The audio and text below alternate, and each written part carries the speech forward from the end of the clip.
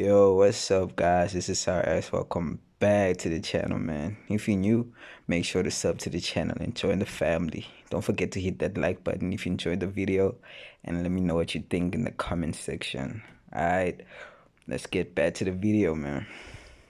Number 1, distance. Since IZO is a range fighter, distance is a very important element. Both his skills are long range, and his normal attacks are also long range. Long-range normal attack characters have a disadvantage in hand-to-hand combat. If you get too close to the enemy, that disadvantage becomes increasingly apparent. Your first attack doesn't stagger the enemy, which can make all the difference when you are out of skills and the enemy is right in front of you. So, for IZO, make sure to keep the appropriate distance during a fight. Number 2, how to fight using normal attacks.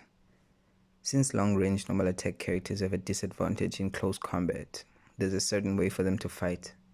Depending on the range of the target, your attack pattern will change.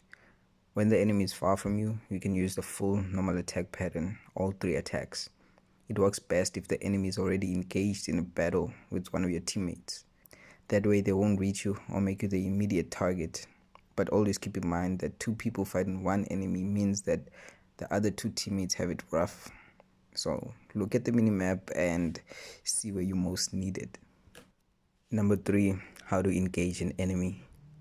If the target is approaching you, use the 1-2 combo, meaning you use 2 of the 3 normal attacks at a time until they dodge.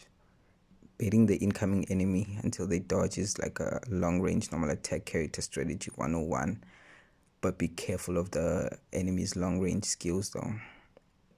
The reason you are doing the 1-2 combo is not only so you can bait the enemy to dodge, but also so you can dodge incoming attacks. The 1-2 combo helps with that by making IZO not commit to his normal attacks and free him to dodge anytime. Once the enemy dodges, use the skill to try to KO them. Repeat the process until you get a KO. Number 4, close range fights.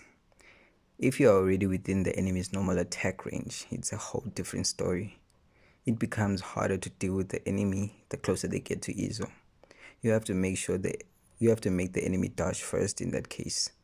If you can't and you are forced to dodge first, delay your attacks until you are sure the enemy is attacking. Depending on who you are fighting, you can even let them down you, but that's an extremely advanced strategy, and we won't be covering that just yet.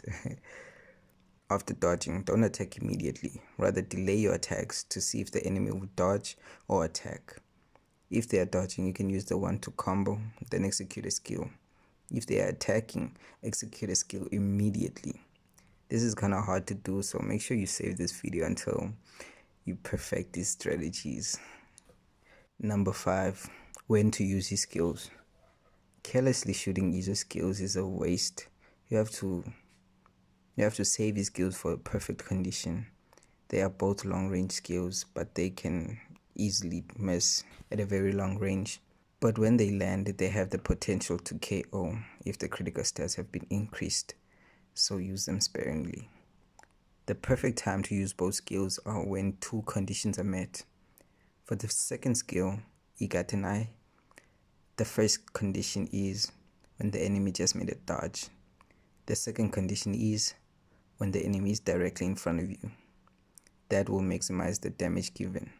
For the first skill, the first condition is when the enemy is not moving sideways to you. The second condition is when the enemy just executed a dodge. When these 2 conditions are met, the skill's damage is maximized. Number 6, IZO's role. IZO is a long-range fighter, so his role will be the supporter role.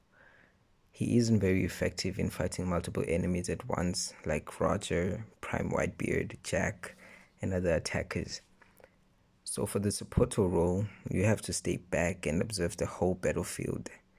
A flexible mind is required and a reactive playstyle, meaning you have to react and change positions in the stage according to the enemies and allies' movements.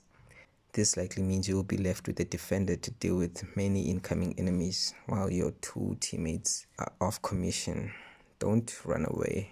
If that happens, Keep in mind you are more expendable than the defender, so buy your ally some time to rejoin the stage and sacrifice yourself to keep the defender alive.